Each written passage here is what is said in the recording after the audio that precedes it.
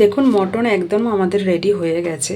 আপনাদের কাছে একটা রিকোয়েস্ট করব, আপনারা একবারের জন্য হলো এই পদ্ধতিতে একবার মটনটা রান্না করে দেখুন, একদম অসাধারণ লাগে খেতে। গরম গরম ভাতে গরম গরম সার্ভ করুন। মাটন কারি বানানোর জন্য আমি এখানে 750 গ্রাম মাটন ভালো করে ধুয়ে জল ঝরিয়ে একটা প্লেটে নিয়ে নিয়েছি। আদা রসুন কাঁচা লঙ্কাকে একটু হালকাভাবে বেটে নেব। এখন এটা আমার বাটা হয়ে গেছে, এবার এটা আমি একটা পাত্রে উঠিয়ে নেব। এখন আমি কটা শুকনো লঙ্কাকে গরম জল দিয়ে ভিজিয়ে রেখেছিলাম যাতে এটা আমার বাটতে সুবিধা হয়। এখন এটাকেও আমি বেটে নেব। দেখুন ওর কালারটা কত সুন্দর এসেছে, এতে কি হয় গ্রেভির কালারটা দারুণ আসে। এবার গ্যাসে একটা কড়াই বসিয়ে আমি কিছু গোলমরিচ, একটা দারচিনি স্টিক, দুটো এলাচ, একটা তেজপাতা আর 3টে লবঙ্গকে হালকা করে একটু ড্রাই রোস্ট করে নেব। এবার এই ভাজা মশলাগুলো আমি গুঁড়িয়ে নিয়েছি। মাটন কষা বানানোর জন্য গ্যাস জেলে কড়া বসিয়ে তাতে আমি দিয়ে দেবো সরিষার তেল। কড়াই তেল গরম হয়ে গেলে আমি দিয়ে দেবো দুটো এলাচ ফোড়ন। তারপর কুচনো পেঁয়াজগুলো আমি আস্তে আস্তে দিয়ে দেবো।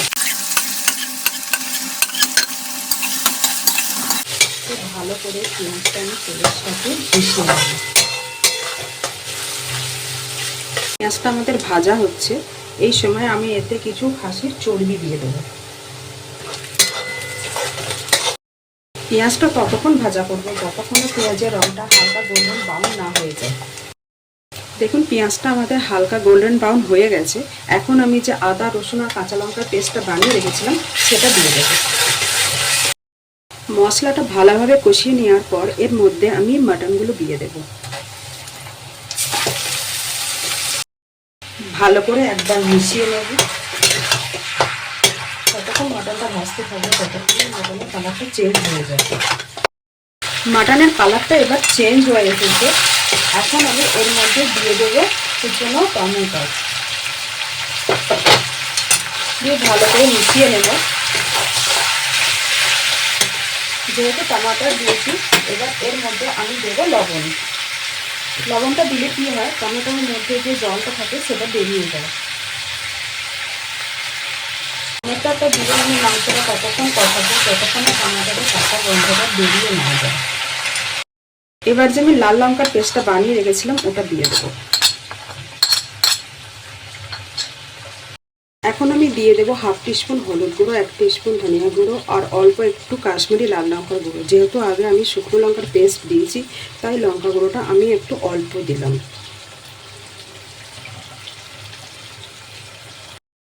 মাংস কষানো আমার হয়ে গেছে। দেখুন কি সুন্দর মাংসর গা থেকে তেল ছেড়ে দিয়েছে। এখন আমি দিয়ে দেব গরম জল। ভালো মতো মিশিয়ে নেব।